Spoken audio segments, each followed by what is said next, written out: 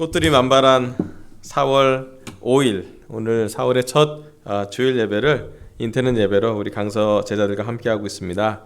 여러분 진심으로 환영하고요. 또 집에 계시고 각자 자기 생활의 터전에서 인터넷으로 접속해서 예배드리는 모든 분들을 온 마음으로 환영합니다. 환영합니다. 특별히 우리 제주도에서는 우리 상호 형님하고 도영 스님 이사도 하셨는데 함께 그 난실 형수님의 언니랑 같이 예배를 드린다는 소식이 왔어요. 그래서 너무 감사하다고 표현하고 싶습니다. 우리 여기 빌립보서 큐티집을 우리 난실 형수님 가족이 번역도 하고 인쇄도 하셔서 저희한테 보내주셨는데요. 저희가 지금 많은 우리 강서교회 제자들이 이 큐티집으로 하루를 시작하고 또 이 큐티의 양식을 통해서 영적인 양식을 통해서 코로나 상황이 올 줄 모르고 아마 이걸 만들었는데 저에겐 지금 참 생명의 단비 같은 양식으로 있어서 너무 감사하고 싶고 난실 형수님한테 감사하고 싶고 또 난실 누나 가족들 모두에게도 진심으로 감사의 마음을 전하고 싶습니다. 오늘 이렇게 특별히 저는 찬양을 할 때 마음이 너무 이렇게 많이 뛰었습니다. 우리 오재욱 형제의 찬양도 너무 감사했고 또 민주 자매 반주도 너무 감사했고 또 영호 형제가 잘 시스템으로 받쳐서 너무 감사했는데 여호와는 나의 목자라는 그 찬양이 제가 제일 좋아하는 찬양 중에 하나인데 그 찬양을 들을 때마다 저희 인생을 좀 돌아볼 수도 있게 되고 또 지금 이렇게 어려운 시기에 이 찬양이 얼마나 저희를 많이 위로해 주는지도 보게 되었습니다. 현재 코로나19 상황이 조금 더 장기화되면서 사회적인 거리두기를 좀 더 강화된 사회적 거리두기를 2주 정도 더 실시한다고 정부가 발표를 한 상황이고요. 그래서 지금은 우리 인터넷 이 예배가 조금 더 장기화될 것 같습니다. 아마 다음 주는 부활절이라서 한국교회 전체가 인터넷으로 함께 한국교회 전체 예배 중에 가장 적은 비용으로 가장 놀랍게 예배를 준비하고 있습니다. 요즘 저는 균형에 대해서 많이 고민하고 기도하고 있습니다. 특별히 뉴 밸런스, 새로운 균형에 대해서 요즘 많이 묵상하고 있습니다. 왜 그러냐면 사회도 많이 변화가 되고 또 이 코로나 상황이나 여러 상황 때문에 변화는 되게 많이 되는데 우리에게 변화가 올 때마다 균형을 잡는 게 쉽지가 않습니다. 그리고 균형을 잘 잡을 때 우리가 안전적으로 되고 그 균형을 잡는 것 자체가 영적으로 되게 중요한 것이라는 것을 많은 시간 깨닫게 되었습니다. 지난 주중 예배 설교는요, 예수님의 멍에를 배우라는 것을 우리 말씀을 전했는데 예수님이 잘 쉬게 하신다고 했으니 예수님의 멍에를 편하고 가벼운 정말 그 멍에를 잘 매면서 오늘 말씀을 들었으면 좋겠습니다. 오늘 말씀 주제는요, 새로운 균형, 뉴 밸런스 5번째로 내게 배워라 라는 주제로 말씀을 전하겠습니다. 우리 함께 마태복음 11장 28절부터 30절까지 함께 보도록 할게요. 제가 읽겠습니다. 마태복음 11장 28절입니다.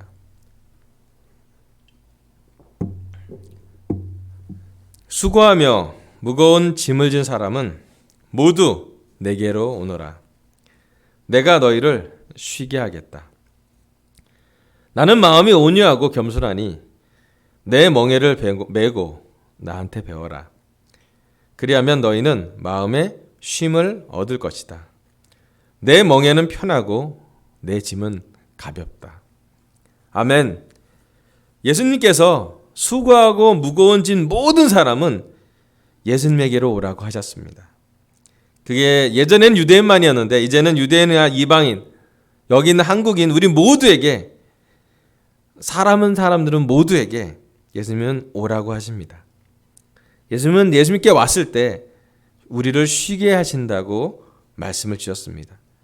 그래서 지난 주중에는 예수님의 멍에를 매면 그 멍에가 편하고 짐이 가벼운 것을 말씀을 드렸고요. 오늘은 예수님의 멍에를 베고 두 번째로는 예수님에게 배우라는 그것에 초점을 맞춰서 말씀을 나누도록 하겠습니다. 오늘 저희 키워드는 하나인데요. 예수님에게서 쉼을 배우자입니다. 오늘 우리 모준 형제의 성찬을 들으면서 전 되게 감사했는데 그 스로베니게 여인이 정말 예수님 때 집중하는 걸 보면서 겸손하게 또 끊임없이 예수님께 나아가는 걸 보면서 참 그녀의 자기 딸이 낳는 걸 보고도 감사했는데 예수님에게서 배울 때 또 예수님에게서 쉼을 배우는 것이 정말 중요하다고 생각이 들었습니다. 쉰다라는 것, 어떤 사람은 쉰다라는 것이 지금 상황에 맞지 않는다라고 와닿는 사람도 있을 것입니다. 죄송합니다. 쉬는 것은 사치라고 여유 있는 사람만 여유 있는 가정에서 여유 있는 재산이 될 때 쉰다라고 생각하는 사람도 있습니다. 또 막연하게 어렸을 때부터 쉬는 것을 배워보지 못했기 때문에 쉬면은 죄책감을 느끼는 몇몇 제자들도 있습니다.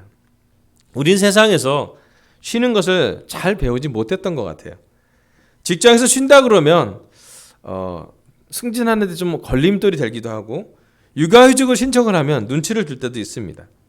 가정에서 쉰다고 할 때 어느 가정도 쉬는 것을 건강하게 보지 않습니다. 우리는 쉰다라는 일을 하지 않고 쉰다라고 표현하면 우리 세상에서 딱 어떤 한 단어로 우리를 속박합니다. 그게 뭐냐면 백수입니다. 백수라 그러면 별로 이렇게 좋아 보이지 않습니다. 그래서 새로운 말을 많이 만들죠. 젊은 사람들 취업 준비생 뭐 이렇게 준비생으로 이렇게 포장을 하기도 합니다. 우리 부모님 세대에서 우리는 쉬는 문화를 자주 보지 못했습니다. 학교, 직장, 사회에서도 우리가 쉬는 것보다는 쉬고는 죽고 난 다음에 쉬는 거라고 표현하는 사람도 있는 걸 봤습니다. 그런데 예수님한테 갔을 때 예수님은 마음의 쉼을 주는 것을 제자들한테 가르치셨고요. 또 예수님에게 같이 있는 것만으로도 예수님 옆에 있는 것만으로도 제자들은 아주 큰 동기와 큰 안정감과 큰 휴식을 했다는 걸 볼 수가 있습니다. 그래서 우리는 세상보다 예수님이 좋습니다. 예수님은 우리를 쉬게 하신다라는 곳으로 인도하십니다. 물론 예수님이 열심히 일하셨기 때문에 우리가 쉬는 것도 있고요.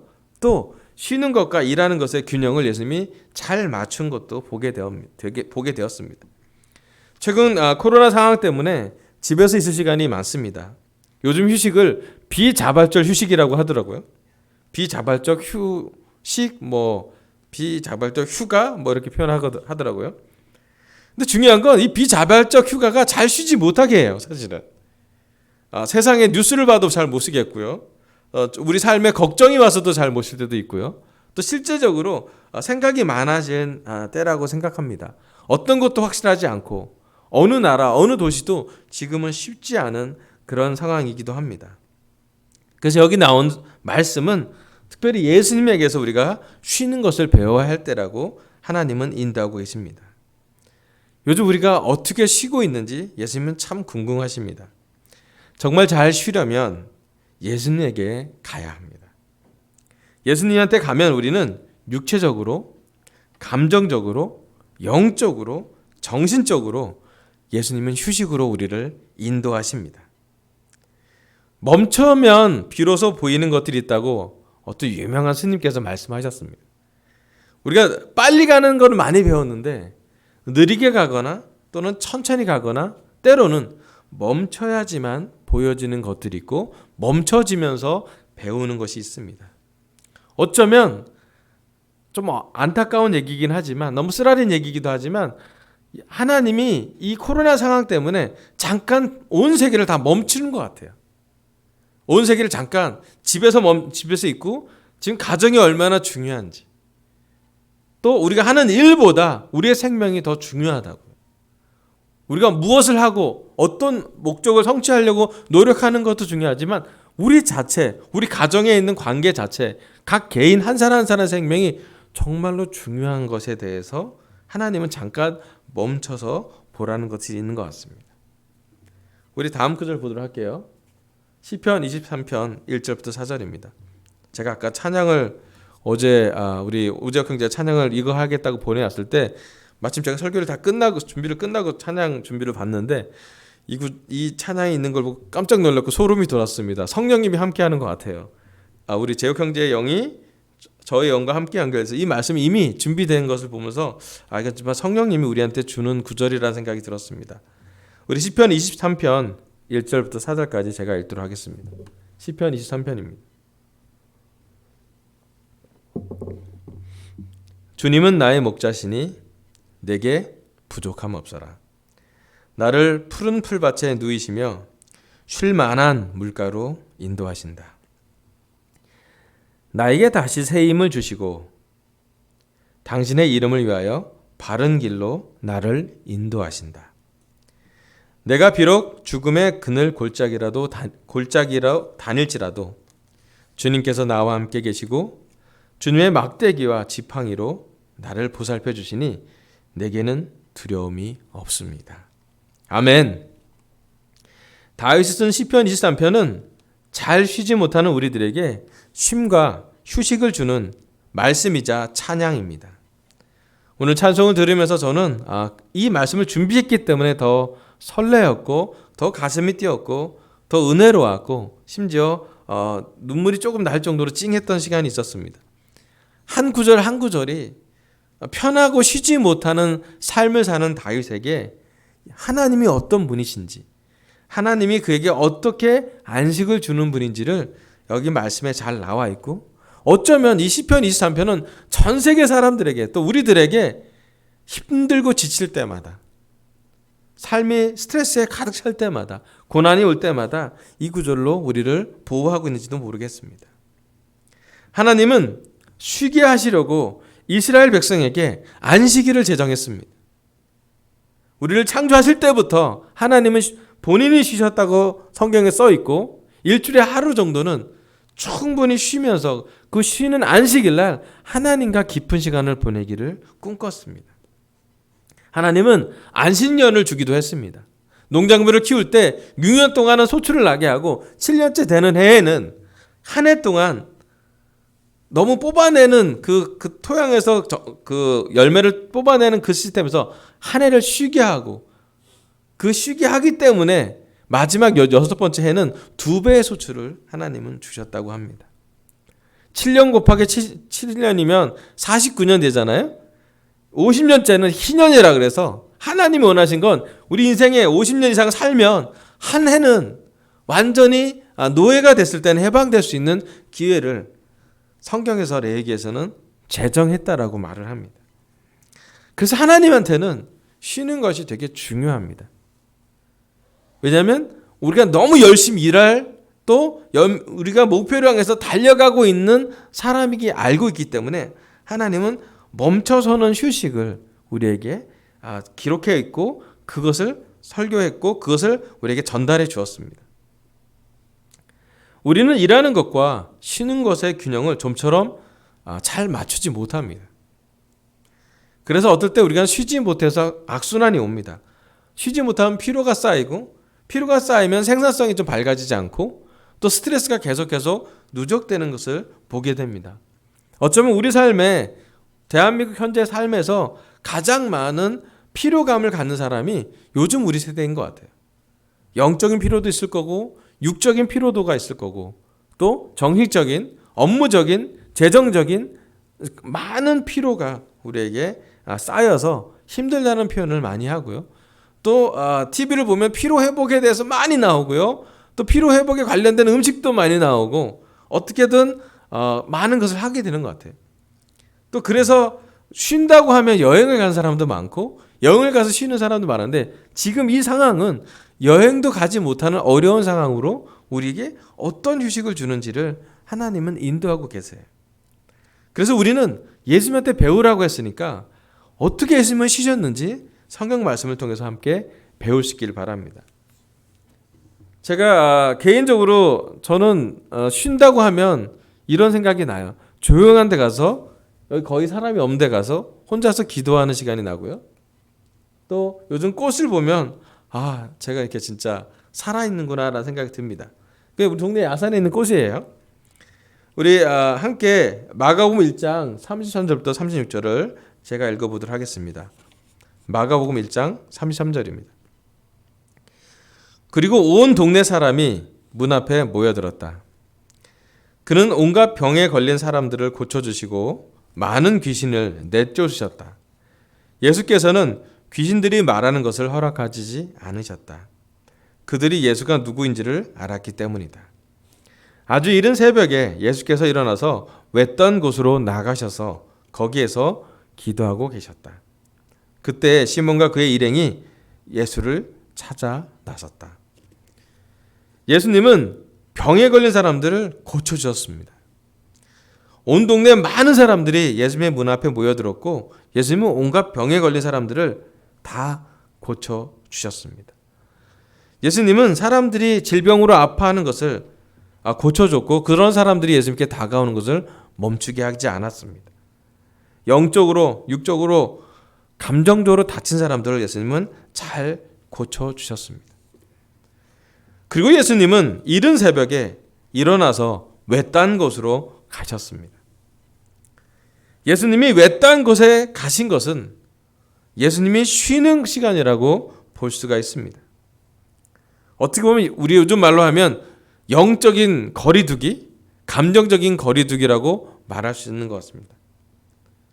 예수님에게 쉬는 시간은 아무도 없는 조용한 곳에서 기도하는 시간이었습니다. 예수님이 우리를 쉬게 하신다고 했는데, 예수님한테 배우라고 했는데, 예수님 삶에서 쉬었다고 나온 흔적이 몇 가지 보이는데, 그 중에 하나가 뭐냐면 이른 새벽에 사람들을 만나지 않고 사람들의 필요를 많이 채워주고 난 다음에 예수님은 좀 거리를 띄웁니다. 심지어 예수님의 제자들도 예수님을 찾아 나올 정도로 조용한 곳에서 예수님은 하나님과 시간을 보내고 있었습니다. 아주 조용한 시간이에요. 하나님과 예수님과 함께하는 1대1의 아주 귀중한 시간이에요. 누구에게도 방해받지 않고 싶은 시간이 예수님은 쉬는 시간이 되었던 것 같습니다. 그럼 아브라함이 쉬는 시간은 하나님에게 대화를 하는 시간이었습니다. 하늘을 보고 별을 세보는 시간은 아브라함에게 있어서 하나님의 말씀을 듣는 시간이요, 하나님의 부르심을 받는 시간이 쉬는 시간이 되었습니다. 모세에게 쉬는 시간은 하나님의 불기둥과 구름 기둥과 시내 산에서 하나님과 40일 동안 대화했던 시간이었습니다. 하나님의 인도하심으로 그의 인생이 변화하는 걸 보았고, 그의 모세 인생을 통해서 200만이 넘는 이스라엘 사람들을 쉬게 만들려고 인도하신 것으로 볼 수가 있습니다. 야곱에게 쉬는 시간은 돌베개를 베고 누워서 천국을 가는 사다리를 보는 그 시간이었습니다. 그가 많은 것을 속여왔지만 하나님과 1대1로 직면하면서 사람들이 아닌 하나님에게서 안정감을 찾는 시간이 바로 야곱에게는 쉬는 시간이었습니다. 다윗에게 쉬는 시간은 어떤 시간이었는지, 그 당시 왕이었던 사울에게도 다윗은 쉴 사람으로, 의지할 사람으로 인지하지 못했고, 오히려 사울이 다윗을 공격하는 시간이었기 때문에 다윗은 광야로 16년을 헤매면서 그에게 쉬는 시간은 아까 시편 23편에 나온 말씀처럼 광야에서 하나님과 시편을 쓰며 보낸 시간이 쉬는 시간이었습니다. 물론 골리앗을 만나기 전에 어린 다윗은 목동으로서 양을 살피면서 쉬었다고 볼 수도 있지만, 정말 많은 시간, 골리앗을 이기고 나서 다윗의 남은 인생에 정말로 많은 전쟁이 있었고 정말로 많은 살인이 있었고 그의 손에 피를 묻힐 일이 되게 많았는데, 그의 피를 씻고 조용히 하나님과 보낸 시간은 아마도 광야에서 하나님과 보냈던 시편을 쓰는 그 시간이었던 것 같습니다. 하나님을 사랑하는 사람들은, 예수님을 따라가 사는 우리들은, 제자들은 우리에게 가장 쉬는 시간이 하나님과 보내는 시간임을 우리가 잊지 않았으면 안 될 것 같습니다. 예수님을 따라 사는 사람은 쉬는 시간이 바로 기도 시간이고, 쉬는 시간이 찬송의 시간임을 보게 됩니다. 우리 마지막 줄인데요, 사도행전 16장 23절부터 25절까지 보도록 하겠습니다. 사도행전 16장 23절입니다. 그래서 이 명령을 받은 부하들이 그들에게 매질을 많이 한 뒤에 감옥에 가두고 간수에게 그들을 단단히 지키라고 명령하였다. 간수는 이런 명령을 받고 그들을 깊은 감방에 가두고서 그들의 발에 착고를 단단히 채웠다. 한밤쯤 되어서 바울과 실라가 기도하면서 하나님을 찬양하는 노래를 부르고 있는데 죄수들이 듣고 있었다. 아멘. 사도 바울은 빌립보에서 리디아를 만나는 아주 좋은 시간도 있었지만, 여기 나온 것처럼 감옥에 갇히는 고난을 경험하게 됩니다. 여기 23절에 나온 것처럼 매질을 당한 후에 그들은 감옥에 갇히게 됩니다. 그 당시 매질을 당하면 거의 죽을 만큼의 매질이었고 피고름이 차는 시간에 가장 어려운 시간이 그 밤 시간이라고 들었습니다. 매질을 당해 피고름이 나는 아주 엄청나게 큰 고통 중에 바울과 실라는 다른 죄수들이 하지 않는 것을 하고 있었습니다. 그들은 신음소리를 낼 수 있었고 또 비명을 지를 수 있었지만 그들이 선택한 것은 밤 12시 한밤중에 기도하면서 하나님을 찬양하는 노래를 부르고 있었다는 것입니다. 고난 중에서 심지어 피가 아직 나고 있는 아물지 않은 그런 고통 중에서 바울과 실라는 하나님께 기도하고 찬양하고 있습니다. 그리고 그 기도와 찬양을 다른 죄수들이 듣고 있었다라고 성경에 써 있고 이후에 많은 기적들이 일어납니다. 나중에 이 간수도 이 바울과 실라를 보고 제자가 되기도 합니다. 그럼 진정한 휴식은 이게 휴식이 아닌가 저는 생각이 들었습니다. 우리가 장례 예배를 가거나 또 장례식에 가서도 우리가 할 수 있는 최고의 위로는 하늘에서 오는 최고의 휴식의 위로는 기도하며 찬양하는 것입니다. 우리가 마지막 고인을 보냈을 때 우리가 드릴 수 있는 것이 기도였고 우리가 할 수 있는 것이 찬양인 것을 기억해 볼 때 오늘 우리가 함께 기도하고 함께 찬양하고 함께 말씀을 들은 것 자체가 하나님 보시기에는 영적인 휴식이 될 거라는 생각이 들었습니다. 오늘 예수님은 우리가 예수님에게 가서 쉼을 배우라고 명령하십니다. 쉬는 것은 예수님에게서 배우는 명령입니다. 안식일을 잘 지키라는 것도 십계명에 써 있습니다. 잘 쉬려면 예수님에게서 휴식을 배워야 합니다. 특히 우리가 우리 마음속에 요즘 여러 가지 쉬지 못하는 상황이 계속될 때 하나님이 원하신 것은 우리에게 휴식을 배워야 한다고 말씀하고 계십니다. 그래서 여러분 이번 주에 물론 바쁘겠지만 좀 조용한 시간, 조용한 장소, 사람들과 좀 거리를 둔 장소에 가서 하나님과 함께 기도하고 찬송하면 참 좋겠습니다. 또 하나님의 말씀을 이렇게 꽃들과 함께 있을 때 하나님의 말씀을 묵상해보고 또 말씀을 읽어보고 큐티를 하고 마음을 나눴으면 좋겠습니다. 그렇게 됐을 때 하나님은 우리에게 정말 잘 쉬게 인도하실 거고요. 또 하나님은 우리에게서 쉼을 잘 인도해 줄 거라고 생각이 듭니다. 오늘 하나님은 저의 입술을 통해 새로운 균형, 뉴발란스 5번째로 예수님에게 배우라고 그랬고요.